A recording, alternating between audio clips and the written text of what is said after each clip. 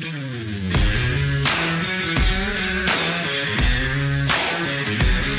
well-regulated militia being necessary to the security of a free state. The right of the people to keep and bear arms shall not be infringed. Welcome to another edition of Bearing Arms, Cam and Company. My name is Cam Edwards. Glad you're with me on the program today. Going guestless, but we're going to be talking about something I actually ran across at the Harvard Kennedy School's website. How understanding the economics of guns can improve public welfare. Yes, a Harvard Kennedy School scholar studying the firearms market in the United States to understand whether regulation can balance the importance of guns to Americans with public health and safety. That's the subheadline by Robert O'Neill. First of all, I will say it's kind of interesting to see a Harvard website acknowledge the importance of firearms to millions of Americans. But at the end of the day, this is about coming up with I don't want to put words in the academic's mouth, and I think that they are trying to deal with some aspects of reality, including the fact that we have the right to keep and bear arms.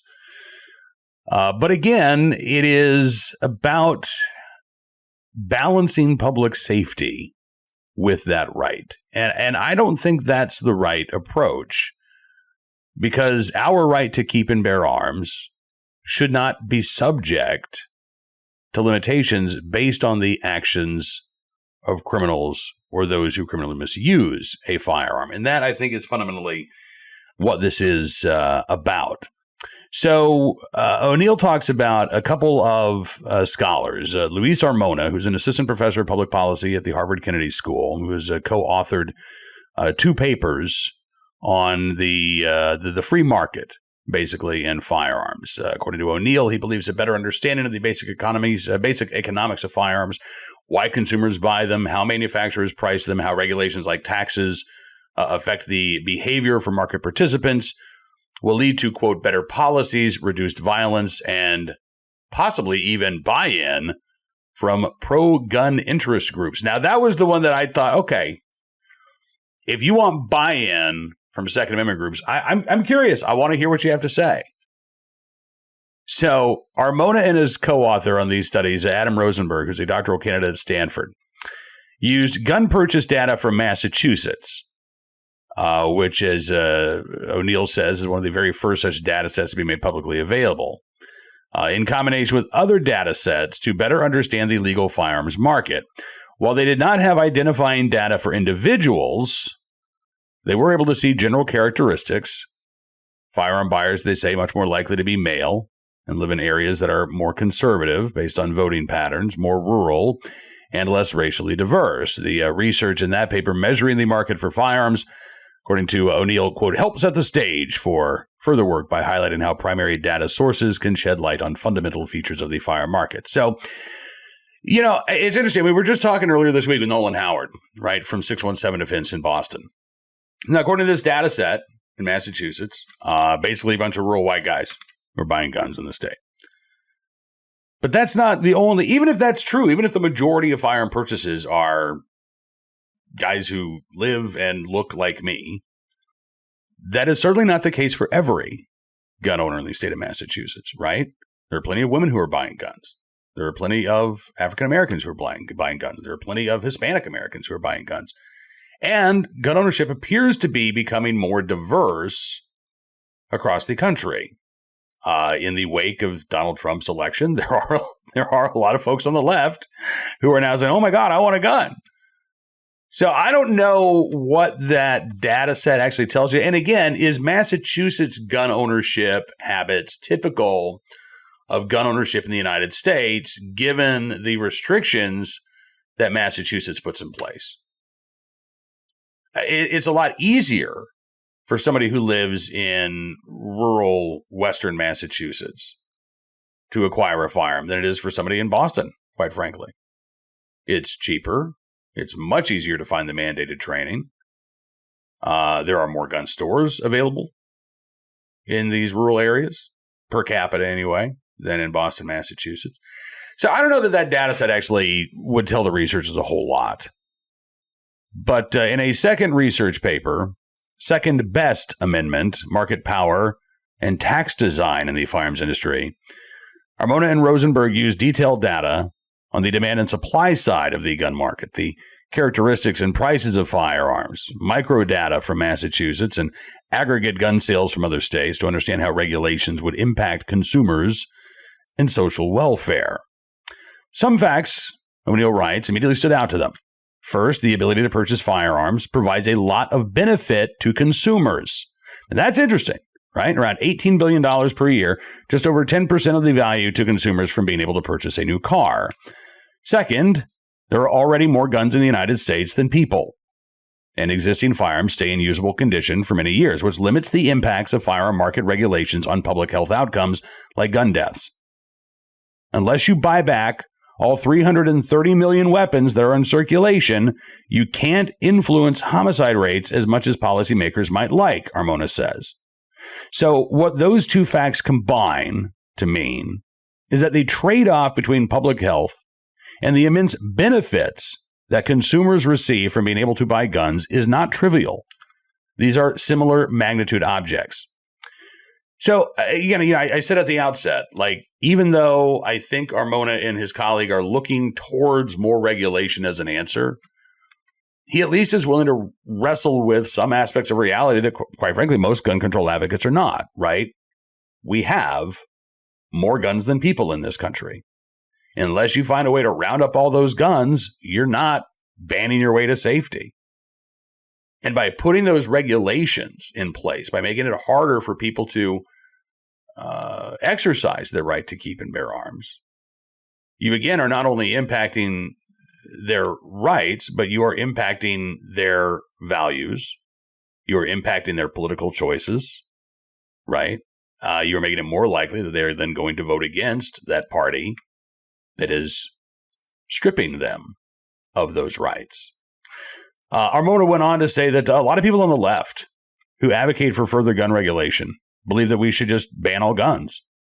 He said that would certainly have a sizable impact on firearm homicides and public health, but guns are highly durable, and there's a huge stock. So banning the sale of new weapons is not going to make the biggest impact on total deaths and comes with a meaningful harm to consumers. In addition, he says, we know that the political capital to pass large-scale policy affecting firearms is scarce at the national level, in part due to the influence of gun rights advocacy groups. Now, I will say, as much as I appreciate Armona bending to reality to some degree, I can't help but notice that he's not talking about the right to keep and bear arms, right? It's about market forces, about how it impacts consumers, the trade-offs between, large-scale bans of firearms and the political capital that's going to be expended. He doesn't really get into the constitutionality of these large-scale bans, which, again, is a huge problem. We have the right to keep and bear arms. So if you want to ban all guns, you're going to have to get rid of that right. And in fact, not only are you going to have to repeal the Second Amendment at the federal level, you're either going to have to replace it with an amendment that says specifically you do not have the right to own a gun. Because if you don't do that, well, there are 42 states that have the right to keep and bear arms enshrined in their state constitution. From a practical and constitutional standpoint, eradicating the right to keep and bear arms is a non-starter, unless you just choose to ignore the Second Amendment's protections, which, frankly, some politicians, plenty of politicians are willing to do. So based on that metric, right, Armona says, large-scale bans, that's not going to work. For whatever reason, we might disagree on the reasons, but he says, I think we're in agreement that it's not going to work. So O'Neill writes, the researchers studied how to design a firearm regulation that both improves public health while also minimizing the burden on consumers and manufacturers, which again, in theory, sounds great, right? Several of these regulations could be seen as neutral or even improvements, O'Neill writes, from the perspective of gun buyers and interest groups like the National Rifle Association, for example. Now, again, I'm very curious about that. So what exactly are we talking about? Well, according to the writer from Harvard, the main policy tool that Armona and Rosenberg focus on is a roughly 10% flat tax on every gun that's sold in the United States, a levy that's been in place since 1918 and is paid when fire manufacturers sell to retailers. He's talking about the 11% excise tax, the Pittman-Robertson Act, which has been in place since the 1930s. I guess earlier than that, but I thought it dated back to the 1930s. Maybe I'm wrong about that. Anyway, that is an existing excise tax, right? So that was their starting point. But O'Neill writes, since different guns have different likelihoods of being used in homicide, handguns are used in 80 to 90% of all homicides in the United States, according to the FBI. The researchers reasoned that it might not just be about taxing all guns at higher or lower rates. When it comes to public health, which guns you tax matter. At least two states, O'Neill writes, California and Colorado, have recently approved new taxes on all firearms. California's tax essentially doubles the existing tax to 20%, while Colorado increases the tax to 16.5%. The researchers examined the effects of an approach like California and what it would have if implemented on the national level. They estimate that the tax increase would reduce about 60 firearm deaths a year and would come at a cost of $400 million and $570 million to firearm consumers and manufacturers, respectively.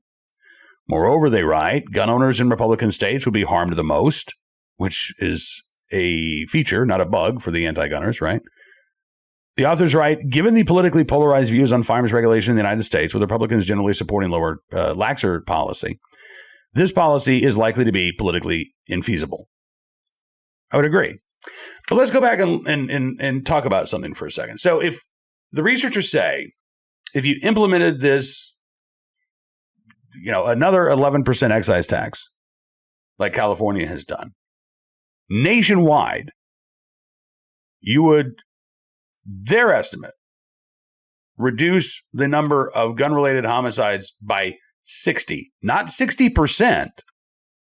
You would have 60 fewer homicides across the country at a cost to consumers and manufacturers of almost $1 billion. So what exactly is California's excise tax going to do? How many lives could potentially be saved? How many murders could potentially be stopped at the expense of, that's one side of the ledger, right? Then the other question is, how many people are now going to be priced out of exercising their right to keep and bear arms because of California's tax scheme? And not only the tax you pay when you buy a firearm or ammunition, but again, depending on where you live, the $1,000 or more that it might take for you to acquire a carry permit. I'm guessing there are going to be far more than 60 people across the state of California who will throw up their hands and say, it's too expensive for me to do this. Now, again, that wasn't the point of this particular study, but I think it's worth pointing out. So O'Neill, the writer, says, with these real political constraints in mind, the authors considered an alternative taxation scheme that they say does not harm market participants, which in theory would be more politically palatable. Armona says, if you lower taxes on long guns, shotguns and rifles, enough so that you can tax handguns a little more, and gun consumers are just as well off, we estimate that you get substantial welfare improvements just by making this small change. They estimated that with this change, you'd have about 40% of the public health benefits of a larger tax on all guns, so 25 fewer firearm deaths per year, as opposed to 60 across the country. And Armona says, because this policy would be constructed in a way such as consumers are not harmed, it could face significantly less resistance from groups like the NRA or the National Shooting Sports Foundation, which is the industry lobby. I think that is wishful thinking on the part of Armona. Because while we have the right to keep and bear arms, all guns are not created equal for various purposes, right? You're not going to take a handgun out turkey hunting. And most people would prefer a handgun for self-defense. So if you are, and I agree, handguns are the most common firearm used in crime. They are also the most common firearm used in self-defense. They are, generally speaking, the most commonly owned type of firearm in the country. So it is not, it may at the end of the day, on paper, be revenue neutral or taxation neutral to raise the taxes on handguns and to lower the taxes on long guns. But that doesn't mean that consumers will not be impacted by that. They very much will be impacted by that. Those consumers who want a firearm for self-defense, who are more likely to choose a handgun for self-defense, are going to face harm from the increased taxes, right? And now you could argue, well, there's going to be a benefit to folks who want to purchase long guns for self-defense or recreational shooting or any other lawful purpose. And that may be, but that doesn't negate the additional cost to those who would be purchasing handguns, which is why I think it is unreasonable to think that a policy like this would get buy-in from the National Rifle Association or the National Shooting Sports Foundation or any other Second Amendment group, quite frankly. Now, O'Neill writes that Armona sees fertile ground for further study in this area. For example, he says, it's well known that the distribution of gun owners has a long tail. Something like 20% of gun owners own 80% of the stock. Ultimately, he says what matters from a public health perspective is gun owners, not guns in circulation per se. So for our next project, we plan to use data on gun ownership patterns to better understand how to design buyback programs, how costly it may be to get the, quote, long tail of gun owners to give up their guns, or if it is even worth the cost from a public health perspective. Now, I on the surface, that looks like a justification for gun buybacks. I don't think that's actually the case. In fact, when you look at all of the research that's been done on these compensated confiscation programs, none of them have demonstrated a concrete public benefit. In fact, there have been studies that show that violent crime tends to rise after a quote-unquote buyback has been held. So I'm once again, I'm willing to give Armona and Rosenberg the benefit of the doubt. I want to see what that next study looks like. And I do appreciate, to some degree, the stance that they're taking and the approach that they're taking. Because it is different from Moms Demand Action or Giffords or these prohibitionist groups that say, well, the answer is to just get rid of all the guns, right? Even if they don't want to say that publicly, that is the end goal. Gabby Giffords, no more guns. Guns, guns, guns, right? And that's not what Armona is saying. But again, there's more than one way to address public safety. And to me, fundamentally, if you are trying to address public safety by focusing on people who aren't committing violent crimes, that's a terrible way to go about it. The vast majority of gun owners will never commit a violent offense or a nonviolent offense, but they'll never commit a violent offense with a firearm. We know that most criminals are not legally acquiring their guns. So if you really want to reduce homicides, and by the way, having 25 fewer homicides per year at the expense of $1 billion, there are better ways to reduce homicides by more than that. I'll go back to another project that was actually started in Massachusetts, Operation Ceasefire, which doesn't focus on lawful gun owners, doesn't focus on gun sales, doesn't focus on taxing firearms. It focuses on the people who are committing these violent acts. And the fact that a very small portion of society, maybe as 1% of the population, responsible for as much as 63% of violent crime. That's according to one study. So if you focus your efforts there on that 1%, you can have amazing reductions in violent crime and homicide. And Operation Ceasefire uses a carrot and stick approach. Most of these individuals, well known to law enforcement, they're already involved in the criminal justice system. Most of them are out on probation or parole. So you call them in, and there are two groups of people there. On the one side, you've got law enforcement, right? And it's the local police chief, it's the local DA, it's the U.S. attorney. Maybe you've got somebody from ATF, maybe you got somebody from DEA. But you've got authority, right? Legal authority. And then there's another group that also represents authority, but community authority, civic authority. So it's the pastors. It's the high school principal. Maybe it's your middle school teacher. It's your parents if they're around. It's violence prevention advocates. And these two groups have the same message. You are going to stop shooting. And we, meaning this group over here, will help you if you let us. But this group over here will make you stop shooting if you don't do it on your own. So if you want to turn your life around, we're going to give you the opportunity to do that. We can get you job training. We can get you counseling. We can help you get your GED. If you've got your high school diploma, we can help you go to college or go to a trade school. We can help you chart a better path in life. But if you don't take advantage of that opportunity, then the next time you get arrested, you're not going to get a plea deal. It's not going to be like what happened in the past. You're not going to get a slap on the wrist. You're not going to be out with, 40 days of time served in jail while you're awaiting trial. We're going to kick your case up to the U.S. Attorney's Office. We're going to prosecute you using whatever federal statute we can. And we're going to put you away for as long as we possibly can because you're killing our community. And we're sick of it. So let us help you or we'll put you away.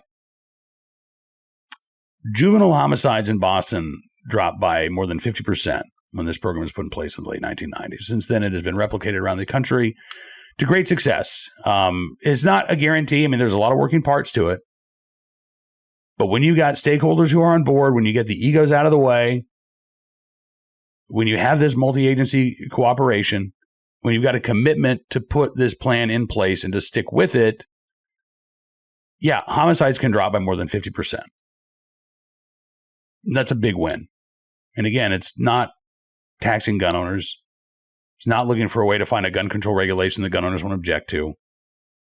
It's about focusing on the people who are actually responsible for these crimes. And honestly, that's what I'd love to see Armona and Rosenberg do in the future. But at least we know that there are other ways, far more effective ways to improve public safety than what they're suggesting. All right, let's turn our attention now to today's Armed Citizen story, our good deed of the day, and our recidivist report. We will start there with a case out of Sioux Falls, South Dakota, where a man accused of shooting a police officer has a history of firearm thefts. Yeah, actually was paroled after serving 2/3 of his most recent sentence, and he had an active warrant for his arrest at the time. 25-year-old Samir Albadani was wanted by the Sioux Falls Police Department's Violent Crimes Unit as a parole absconder. They found him on April 1st. Authorities say he then shot a police officer during an attempted arrest. He then, according to the police chief there in Sioux Falls, stole a vehicle, fled the scene. Another shootout between Albadani and law enforcement taking place just south of the town of Beresford in Union County, South Dakota.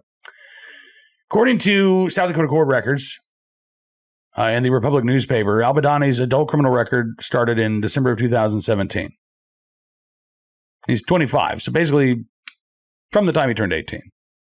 He's accused in Lincoln County of felony grand theft of a firearm. He pleaded guilty. What do you get as a first-time offender for stealing a gun? It's a felony offense. He got 20 days in jail. That's it. 2 years probation. While he was on probation, prosecutors and grand juries in Lincoln County and Minnehaha County opened 8 separate criminal cases against him, totaling more than 85 felony and misdemeanor charges, most of which were dismissed in plea deals. But while on probation, he was convicted of 2 additional counts of grand theft of a firearm, 1 count of first-degree burglary, 1 count of simple assault, and 1 probation violation. According to the Department of Corrections, the 5 convictions resulted in a prison sentence of 19 years. But 11 of those years were immediately suspended, so the 19-year sentence becomes an 8-year sentence. So more than half of that sentence just wiped off the books right away. And then of the 8-year sentence, Albadani served about 5 before he was granted parole. So 19 years is what he was sentenced to. He did 5. He did about a quarter of the sentence that he could have and should have received before he was out on parole. In February of last year, February of this year, a warrant issued for his arrest after he failed to appear in a courtroom for an eluding charge. That led to the active warrant being Al-Badani being placed on absconder status, meaning that the parole officers were uncertain of his whereabouts, and they were, again, looking for him when they found him and that shootout took place. According to the Republic newspaper, under South Dakota law, Al-Badani's past record could enable prosecutors to label him as a habitual offender, which could increase the severity of any potential felony charges. Okay.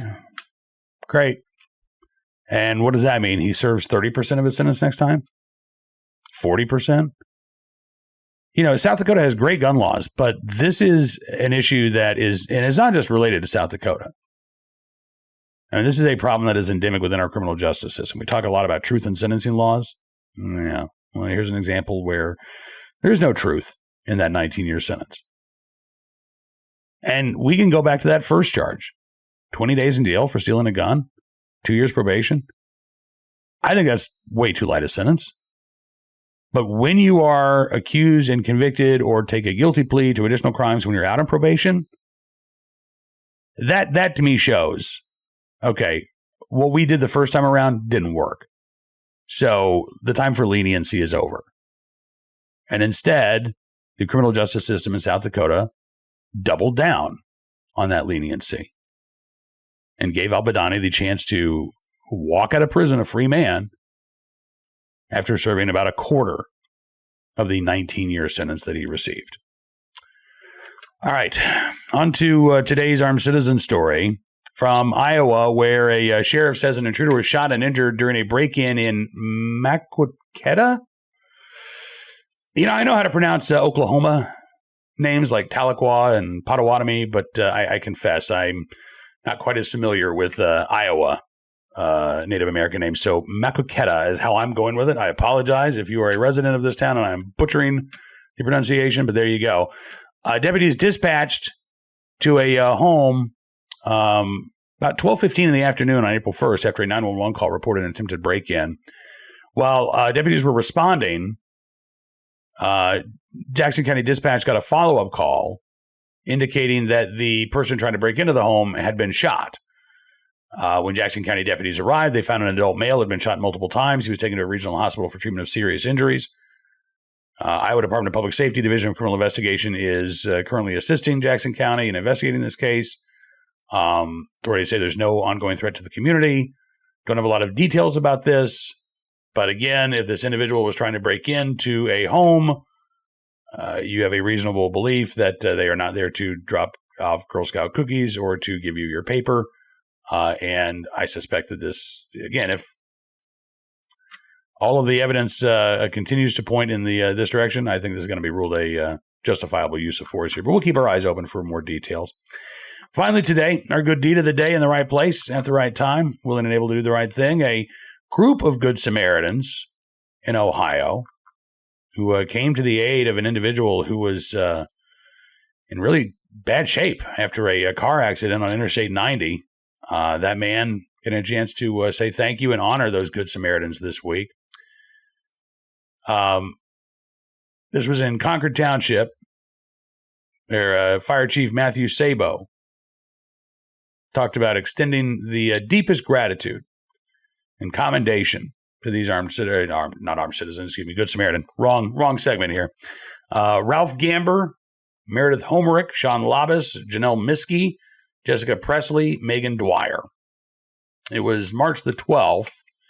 A pickup truck spun out on Interstate 90, ended up rolling over several times. The driver was ejected. The truck landed in the median and burst into flames. The guy behind the wheel, a man named Mario Tallarico, 65 years old, he is unconscious there in the grassy median. He is very, very close to where his truck is now on fire. And these Good Samaritans, two of whom are nurses, by the way, one of whom is a corrections officer, another owns a tire shop, there's a truck driver, very different backgrounds, but they all reacted the same way. They stopped their cars. They got out of their vehicles. They ran to help Tallarico. They carried him a safe distance away.